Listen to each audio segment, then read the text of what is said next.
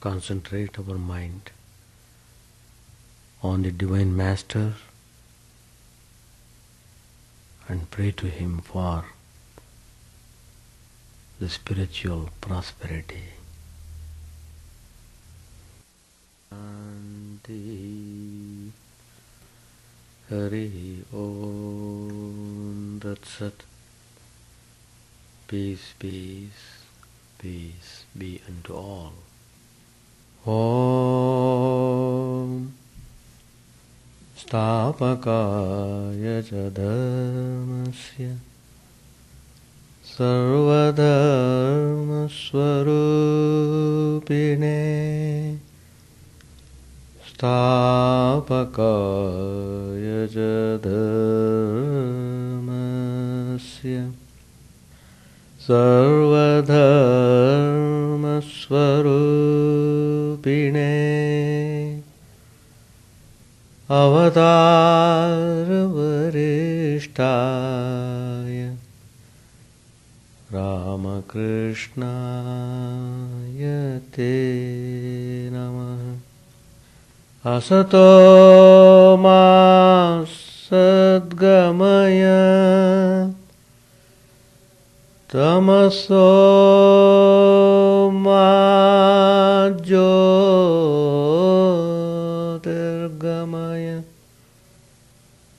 Asato ma sadgamaya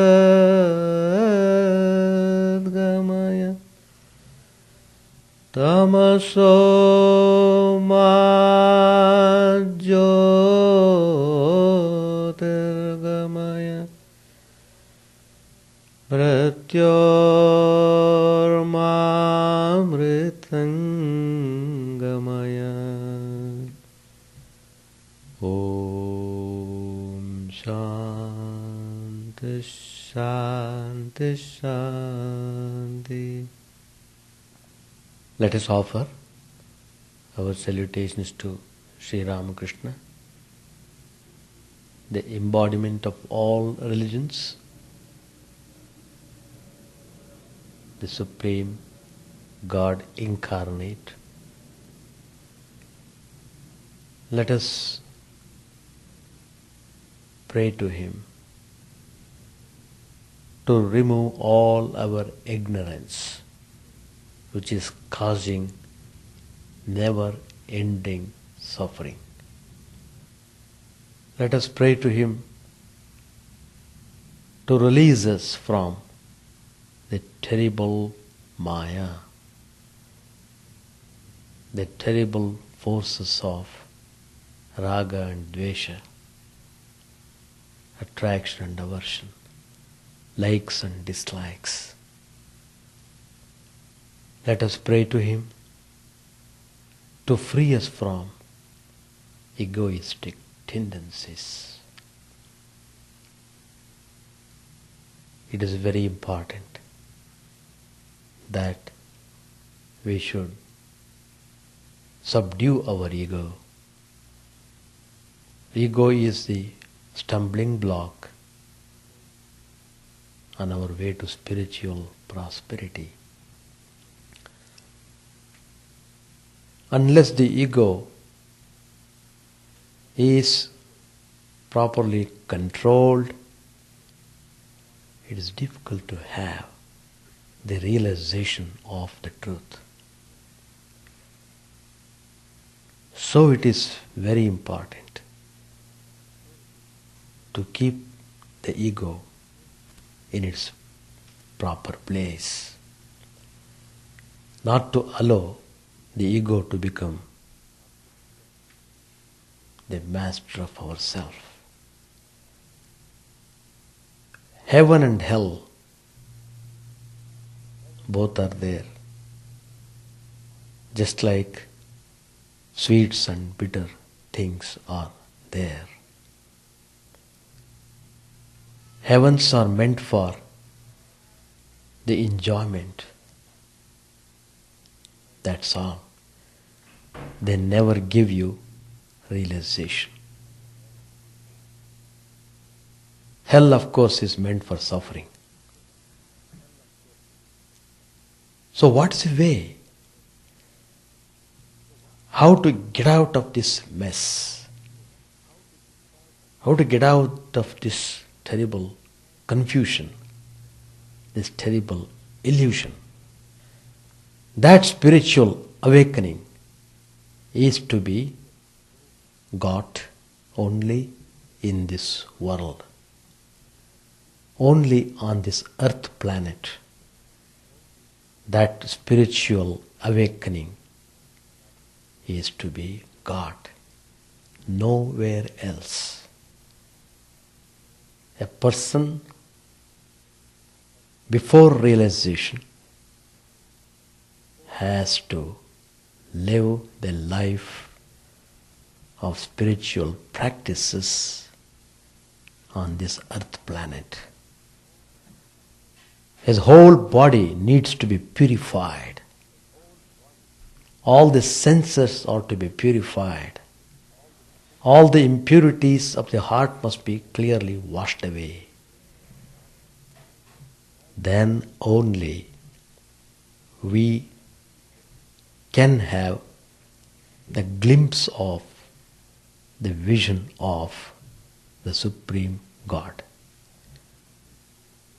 Then only we will be able to understand the infinite glory, the infinite compassion of the Divine Lord.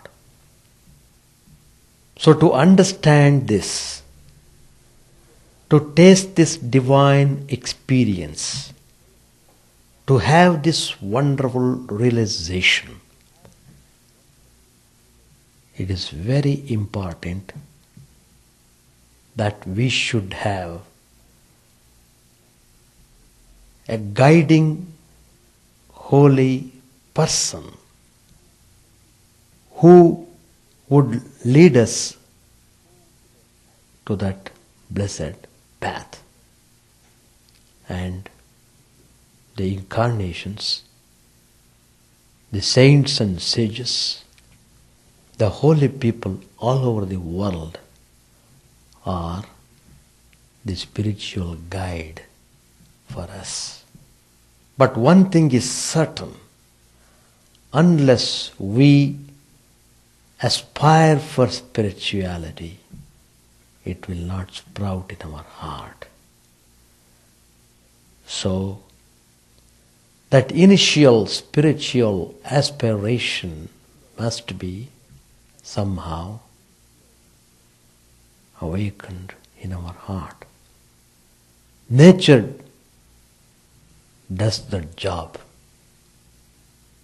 The experiences which we undergo in the life, sukha dukh, they awaken our spiritual aspiration. We really become very serious in knowing about the truth. One day I received a letter where a person who is in Europe, he is writing. Somehow he came to know this address, Vedanta Society in Chicago. So from Europe he is contacting. Let alone meeting us, even getting the address itself is a kind of joy to him. And he has written very nice letter and he is hankering after this Vedantic knowledge. He is deeply interested to know about the spiritual message of Sri Ramakrishna, Sri Mata Sharda Devi and Swami Vivekananda. Going through that letter, I was so happy to see the sincerity of his heart. It is well defined in that letter, the first letter, and there he is mentioning that he became deeply interested to know the truth on account of the recent passing away of his own very dear mother. Because there was wonderful, pure love between the mother and the son. And the son felt so much sad to see the passing away of his most dear mother. And he began to question himself, what would happen to the soul after the death? Where does it go? What is its future? In what way it takes form again? When does it come? In what form does it come? Etc. etc. That one incident had made a tremendous impact on his heart. He is determined to devote his time for spiritual aspirations. So a kind of spiritual awakening has come upon him, and this he could get, though it was very difficult situation, but because his mind made a good turn towards spiritual aspiration, in one sense it opened his eyes to the reality. The reality is that nothing in this world is permanent. Everything keeps on changing. So if you rely upon the things which are constantly changing, you will never be able to experience real joy in this world. So we pray, O Lord, lead us from the unreal to the real. Asato ma sadgamaya. That's the meaning. So, first of all, we must be bold enough to distinguish between what is unreal and what is not. And the next stage would be to reject what is unreal and to follow the path that leads to reality.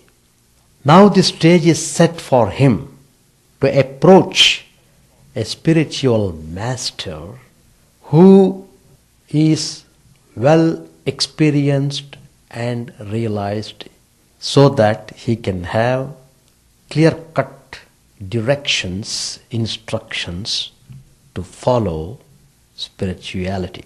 Herein comes the great significance of the spiritual teachings of Sri Ramakrishna. He has come for all the people, belonging to all communities, belonging to all castes and religions, belonging to various nations of the world. Sri Ramakrishna's heart has place for everybody, because he is that supreme Brahman. The same Paramatman is in his manifested form this universe. Vishvatma. He is the soul of this whole universe. Bhagavan is his soul. So we are all living in this world on account of the supreme consciousness pervading the whole universe. It is that supreme power which is giving us Shakti to act upon individually. So that supreme power concretized has come in the form of Sri Ramakrishna, as other incarnations such as Lord Christ, Sri Ramachandra, Sri Krishna, the principal incarnations of the Supreme God. And he is telling us, he is pointing out to us. To us means to those who are aspiring for spiritual life. Those who take up spirituality in all seriousness and with all sincerity. Sri Ramakrishna is giving the message of hope. He says, God can indeed be seen. Positive. The very first sentence should inspire us tremendously to undertake spiritual practices without any delay. Not to waste our energies in all sorts of dirty things in this world. What all the dirty things are already there in the mind, we must try to wipe them away instead of getting more dirt to occur again in the mind. It's a very important step, very important step. And Sri Ramakrishna said further, God can indeed be seen. What is more, one can talk to Him. One can talk to Him. So, it means it is not simply an imagination. It is not simply an hallucination, some dreaming. No, it is not any kind of hallucination. It is not any kind of imagination. It is a reality. And who is telling this? A person who had seen God, a person who had realized God, a person who had realized the truth. And then Sri Ramakrishna tells, God can be seen, no doubt, but there are stages. Understand it properly. No use of simply arguing or talking unnecessarily and just somehow passing on the time. No. Every minute of the time is very, very, very valuable from the point of view of spiritual life. So whatever Sri Ramakrishna has said, everything must be taken into full consideration from the practical aspect of our life. The first stage, as Sri Ramakrishna points out in the Gospel, one should devote his time for studies and hearing about spiritual texts such as Bhagavad Gita, the Upanishads which deal with the Vedantic knowledge, and such other holy texts, hymns, stotras, which have tremendous spiritual power. One should develop interest on reading these things and hearing them, discussing about the spiritual matters. It is the first important stage, and this is the first stage of the beginner. I am telling you, before this first stage starts, I had already mentioned about the initial spiritual awakening which is imparted. Just as I said, a letter came from Europe, that kind of aspiration. Now he is ready. He wants a catalogue. He wants to immerse his whole time in studies of spiritual ideas, and he wants to know, he really wants to practice them. That spirit, that zealousness, one can see. So, from that point, the first stage, he is considered the beginner. Now he is showing aspirations for reading the spiritual texts. He is no more interested in reading all sorts of newspapers or dirty novels or magazines that excite your appetites, all sorts of things that make you mad after the world. Put an end to them. Put an end to them without any mercy. Don't show any mercy to your mind anymore. You have shown enough mercy, you have given enough of hand to the mind, so you are in trouble. So why do you want to be in more trouble? Why don't you get an awakening immediately and shake up everything? The stirring. So once the stirring is done, then all the dust and dirt accumulated in the mind will be washed away. Next comes the second stage. When he reads the spiritual texts, when he hears them, discusses them with competent spiritual teachers, then he becomes a struggling aspirant. That is, he is trying to implement what he had read and learnt. He prays to God, he meditates on Him, he sings His name and glories. He becomes more and more concentrated in his spiritual pursuits. That's the second stage. The third stage is that of the perfect soul. Sri Ramakrishna tells the stage of the perfect soul. He has seen God, he has realized Him directly and immediately in his inner consciousness. There's one more stage, that is the final stage, the last stage in our spiritual journey. That is of the Supreme Perfect. Perfect and Supreme Perfect. Like Chaitanya Mahaprabhu. Such a devotee establishes a different relationship with God, looking on God as his divine master or his beloved mother or his son.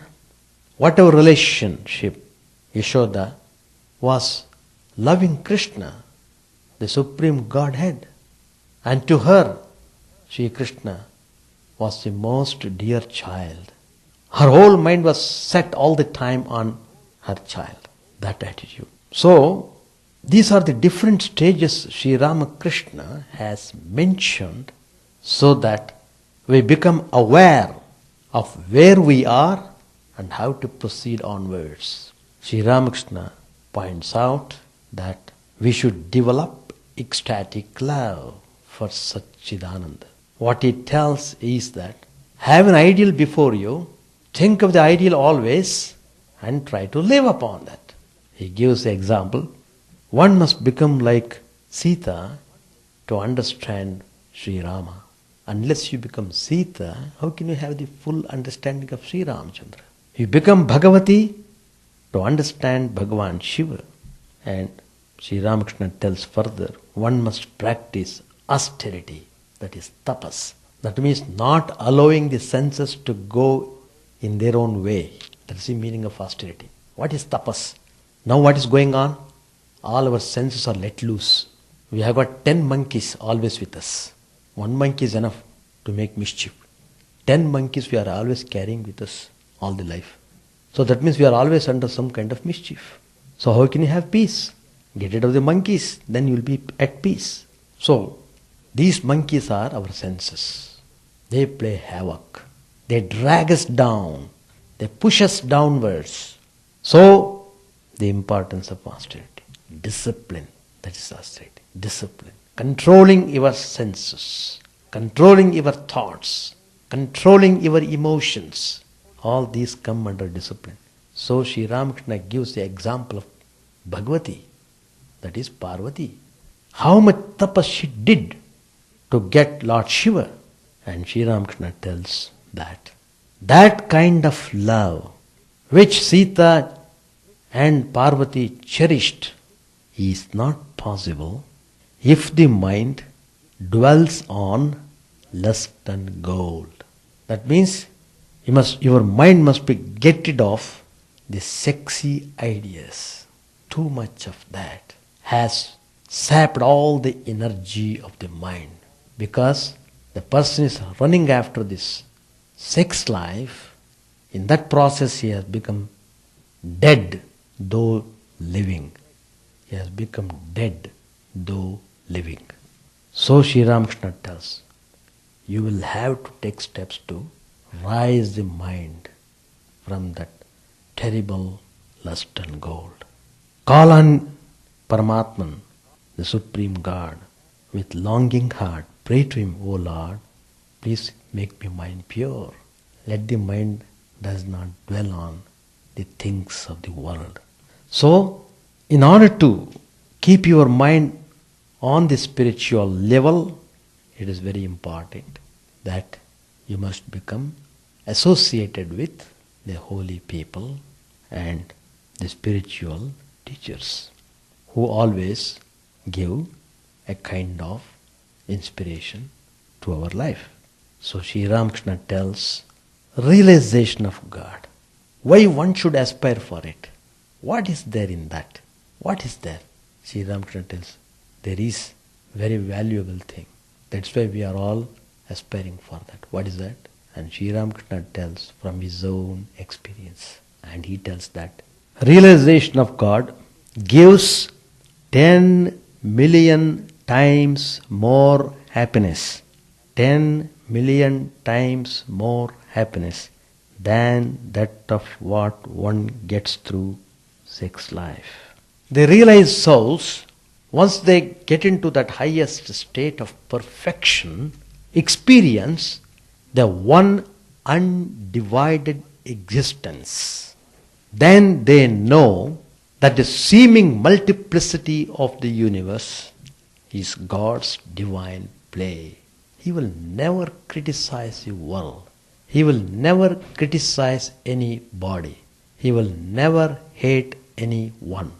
The realized souls, they know that the infinite God is born as an avatar, incarnation for his own divine sport.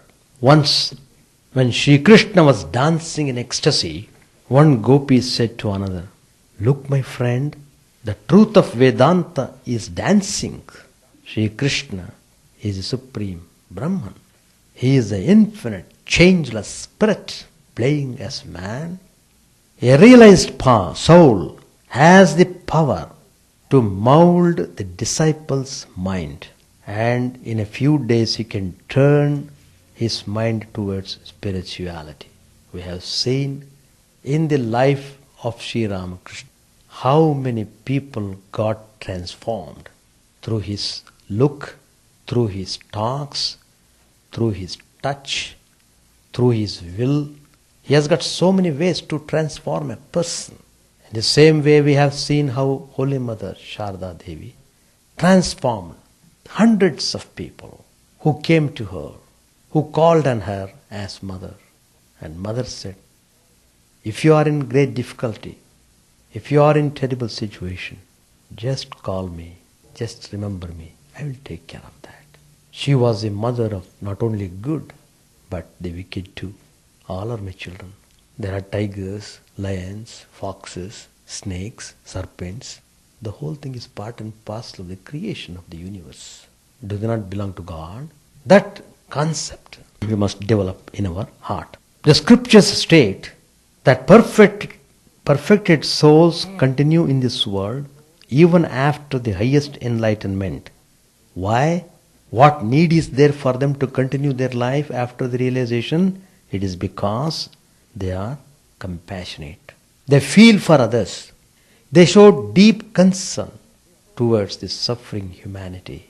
So they keep on trying to share their divine experiences with other people, to lead them, to show them the way, to light the lamp of knowledge, to dispel the darkness of ignorance. They have no other desires or craving. Just as the ocean, it's always full, it's always steady. It remains undisturbed by the entry of water from the rivers, etc. The ocean is so vast and so deep, it is not bothered about some rivers coming and joining the ocean. It is highly majestic. Similarly, although thoughts of desirable things may rise as a result of past tendencies in a man of realization, still his mind is not disturbed. He is not disturbed at all. He is not bothered about this.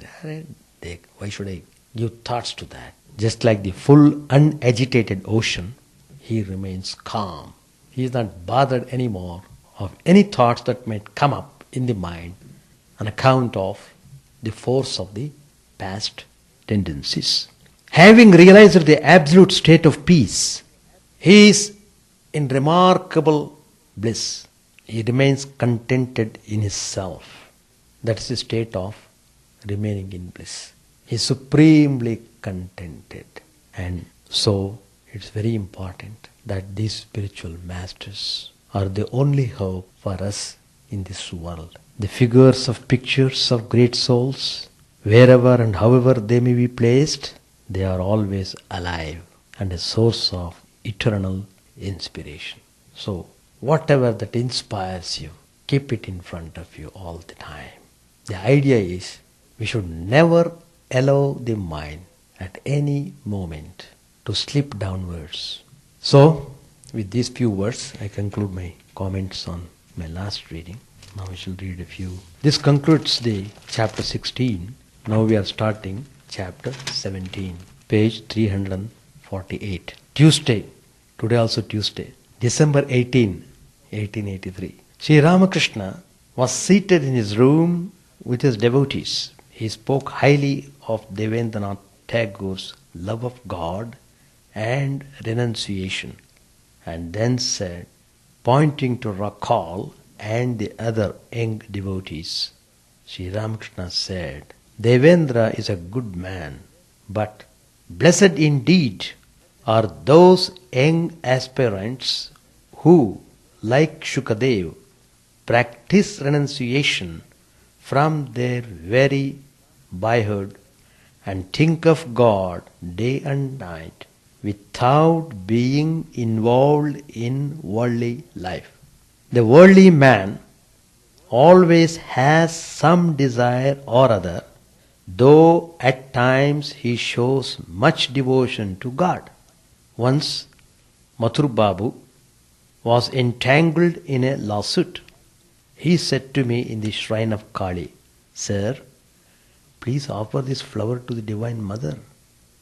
I offered it unsuspectingly, but he firmly believed that he would attain his objective if I offered the flower.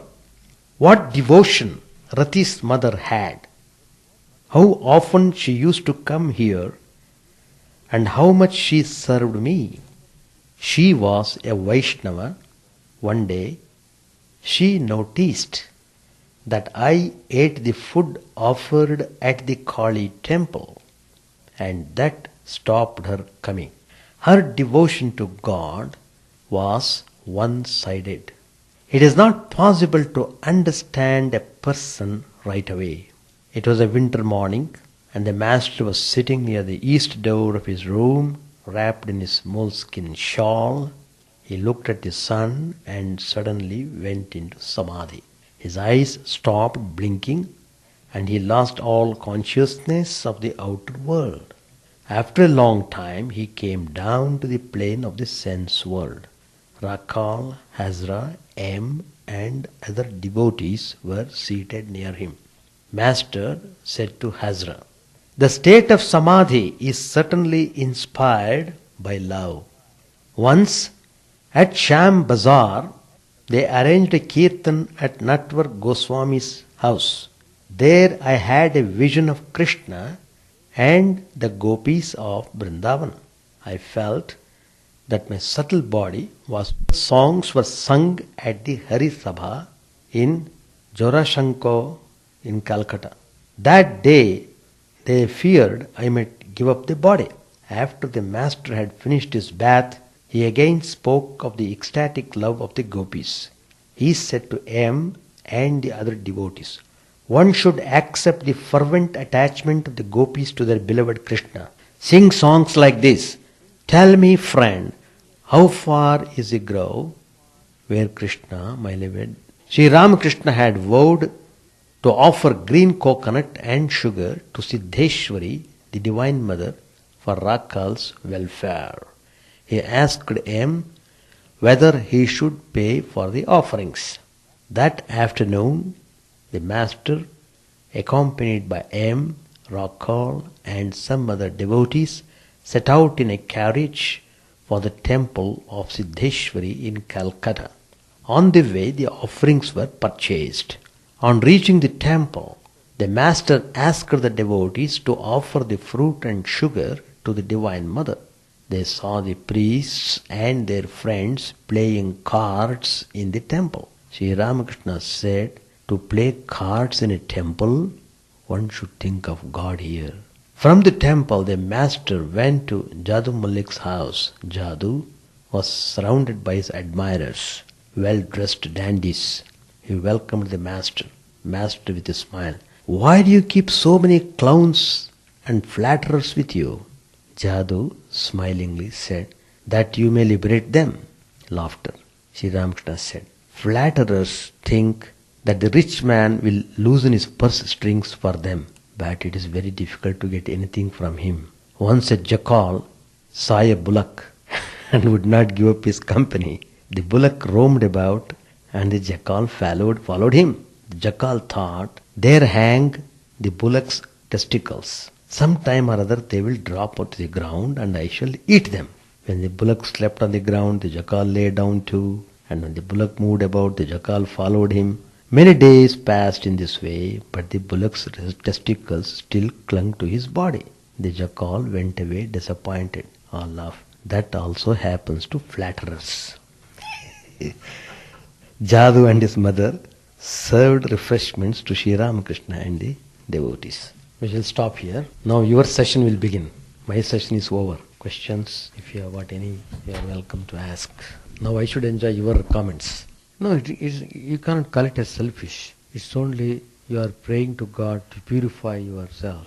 So they are the means for purifications. So you are just praying Sri Ramakrishna to give you sufficient power to do spiritual practices, and those are very good desires. Some desires are harmful, which must be rejected. Some desires are good, which are to be practiced. Spiritual desires are always good, to keep your mind above the ordinary level. That way you will be peaceful. So one way is to surrender yourself completely to Him. Give your power of attorney to Him. Don't think about yourself anymore. Think always about Him. That's the way how to conduct yourself daily in your life, and try to maintain purity of thought, purity in action. So these things will help you in your spiritual journey. Any more? But asking is also not bad. And sometimes, you see, sometimes mothers, they like children to ask. They love, oh, the child is asking. You see, it's an expression of love. It's an expression of your relationship with your beloved object. So you love to communicate. So it's a means of communication. But you ask whatever you want, but at the same time you pray to Him, oh Lord, I don't know what is good and what is bad. I am in this kind of predicament. Please save me, protect me from all these problems, troubles. Keep my mind always in You. Like that, you keep on praying. The less the desires you have, the more spiritual practice you do. That is a sign of spiritual practice. That indicates you are on the right track. If the desires are mounting up, that means there is something wrong in your spiritual practices. So spiritual practices must remove all unwanted, undesirable, unpleasant, worldly desires from the mind. So that is the way. Why should I ask anything? What for I should ask? I have given everything to Sri Ramakrishna. My body belongs to Him. My mind belongs to Him. All my senses belong to Him.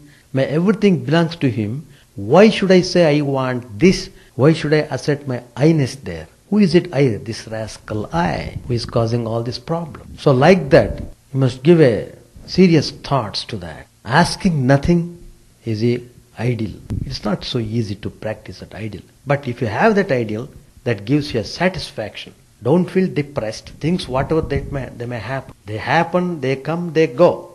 Agama painaha. They come, they go. Aya Ram, Gaya Ram. Famous statement in India. They come, they go. Be unruffled. Things come, things go. They do happen. So let your spirituality be not connected with the things that happen to your life. Oh, I am praying to Sri Ramakrishna. Why this happened to me? Today morning I offered worship. Why this happened to me? Why do you feel that happens to me like that? Who is that me? That means you are still identifying yourself with your little ego, and you are trying to keep yourself important. So this is giving trouble. Once you surrender means try to practice it. I have surrendered, nothing more I should worry. With that attitude, you will be able to overcome the reactions of the things that might occur in your life. Things happen. When you are using the knife, sometimes you may have fingers cut. You can't say, throughout my life, I never had any cut. No. As long as you are handling the knife, there must be some cut somewhere, sometime. So it is natural. So think that way. Things that might happen in your life, consider them as natural. And consider them as teachers to teach you the art of renunciation. Art of renunciation. Renunciation means my mind aspires nothing of this world. That is called renunciation. You may be in the world, you may be in the house, you may be looking after everything in the house more efficiently, more diligently, but yet you are not of the world. That is spiritual outlook. Develop that spiritual outlook in your life. You will be always peaceful, always happy. And sometimes difficulties come to make you understand the glory of God. That also you must know. You will realize how God is gracious to me. So you feel that. So that experience paved the way for you to recognize the divine grace. That is how we should interpret the things that occur in our life. Things happen. Things will not go in what manner we want to go. No. I have seen many times in my own life, even after coming to Chicago, even though I keep silent, how things happen, how problems come mounting, and how suddenly they all melt away. They come, they show up their head, as if very terrible thing is happening. Then next moment, they are all gone. I watch many times this thing. What a wonderful thing it is. So if you have that attitude of being witness, Sakshi Bhav, have that attitude. See the thing, but don't react. See the thing, don't react. Seeing the thing, not reacting, is not an easy thing. You must be a hero. Yes, really. So let our heroism be manifested in this way. Not in committing crimes, not in beating and killing a man, not in acts of violence. What kind of nature it is? Worse than demons. Demons are far better. Nowadays we see the terrible crime in this country, worse than demons. Demons are far superior, I should say. What we read the stories of demons in our mythology, they are just nothing. The killings have become so common, so natural. Just for petty things and small things, they kill their mother, they kill their father kills the son, husband kills the wife kills the husband, for silly matters. What kind of spirituality you can develop? How can God help you? How can you escape any reaction of what you have done? You means not you necessarily, I mean the world. So but the law of karma is inexorable. Law of karma is inexorable. It will never leave you. You may go anywhere. Go to all the 14 lokas. They will chase you. Your deeds will chase you. Rascal. You have made such crimes. Maybe in this world you might have been acquitted. But we can't acquit you. So that's the way. So one is forced to see, if a man does not know the art of the beauty of charity, he becomes more and more greedy. Then the situation will come, God will force you to give up all those things. If you don't learn in a natural way, you have to learn it forcefully. Learning in a natural way is good. Anyway, world is like that. So, you can't speak of God at the same time commit all sorts of bad things. Now, if you have to realize God, you must develop all divine qualities. Daivi Sampat, it's called. Daivi Sampat. Develop the divine attributes, then prepare the ground nicely. Sure, you will have the full manifestation of God's glory. God is happy to manifest through you. He is there, but He is not manifesting because of the impurities. So get rid of those impurities. Repeat the name of divine name. Have tremendous faith and shraddha in what you are doing, and follow the spiritual teachings of the spiritual masters. That's all. It's very simple.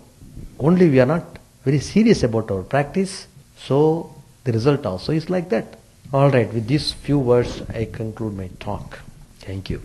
And we had a wonderful Vivekananda plaque dedication ceremony at the Art Institute, which was well attended by many people devoted to Swami Vivekananda and his message. The whole thing went off gracefully, and Anup Ghoshal, the renowned singer of Bengal, rendered beautiful songs. Bhajan she did. Everyone was thrilled. I was literally thrilled to hear his music. Anyway, at the Art Institute main lobby, the plaque has been installed, and Swamiji's teachings, his contribution to the West, has been understood now by the people of this country.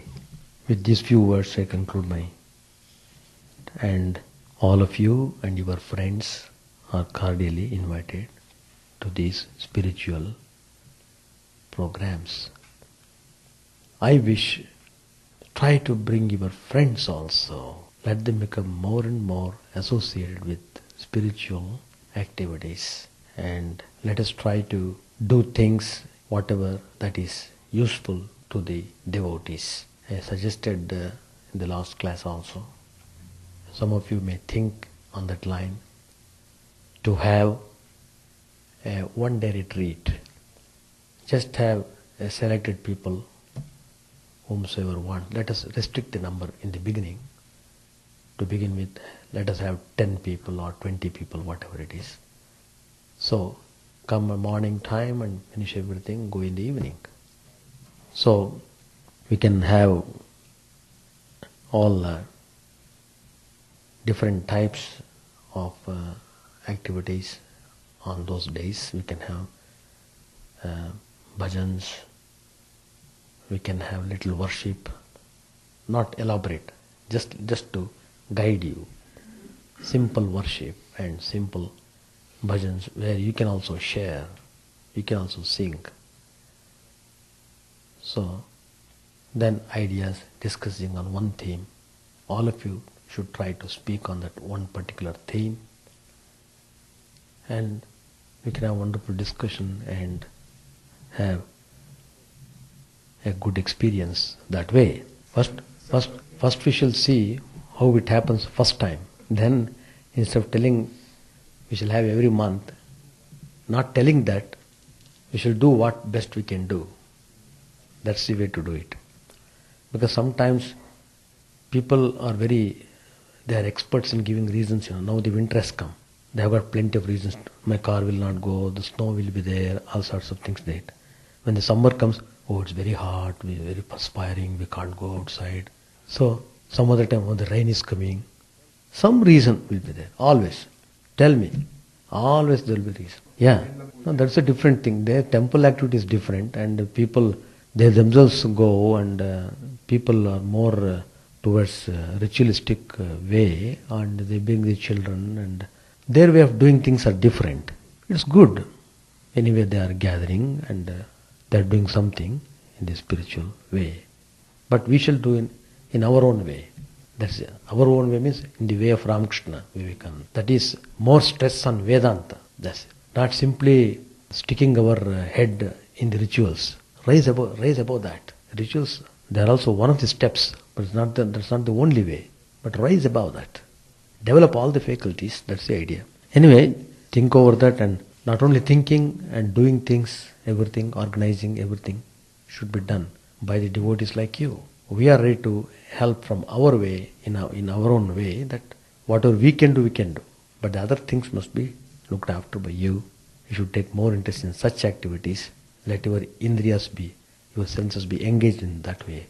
I told 10 monkeys are there, I mean referring to indriyas, senses. So they will stop their monkey making. They'll sit for a while quietly. Chant the name of the Lord and His glory unceasingly, that the mirror of the heart may be wiped clean and quenched that mighty forest fire, worldly lust raging furiously within. O name, streamed down in moonlight on the lotus heart, opening its cup to knowledge of thyself, O self, drowned deep in the waves of His bliss, tasting His nectar at every step, bathing in His name, that bath for weary souls.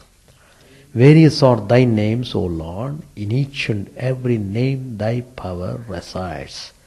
No times are set, no rites are needful for chanting of Thy name.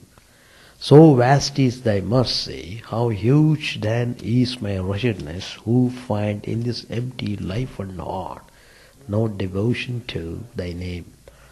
O my mind, be humbler than a blade of grass, be patient and forbearing like a tree, take no honor to thyself, give honor to all, chant unceasingly the name of the Lord. O Lord and soul of the universe, mine is no prayer for wealth or retinue, the playthings of lust or the toys of fame. As many times as I may be reborn, grant me, O Lord, a steadfast love for Thee. A drowning man in this world's fearful ocean is Thy servant, O sweet one. In Thy mercy consider him as dust beneath Thy feet. Oh, how I long for that day when an instant's separation from Thee, O Lord, will be as 1,000 years, when my heart burns away with its desire, and the world without Thee is a heartless void. Prostrate at Thy feet let me be in unwavering devotion, neither imploring the embrace of Thine arms, nor bewailing the withdrawal of Thy presence, though it tears my soul asunder. O Thou who stealest the hearts of Thy devotees, do with me what Thou wilt, for Thou art my heart's beloved, Thou and Thou alone. O Lord, lead us from the unreal to the real, lead us from the darkness to light, and lead us from death to immortality. May all be free from dangers, may all realize what is good, may all be actuated by noble thoughts, may all rejoice everywhere. May all be happy, may all be free from disease, may all realize what is good, may none be subject to misery. May the wicked become virtuous, may the virtuous attain tranquility, may the tranquil be free from bonds, may the freed make others free. May good betide all people, may the sovereign righteously rule the earth, may all beings ever attain what is good, may the worlds be prosperous and happy, may the clouds pour rain in time, may the earth be blessed with crops, may all countries be freed from calamity, may holy men live without fear. May the Lord, the destroyer of sins, the presiding deity of all sacred works, be satisfied. For He being pleased, the whole universe becomes pleased. He being satisfied, the whole universe feels satisfied.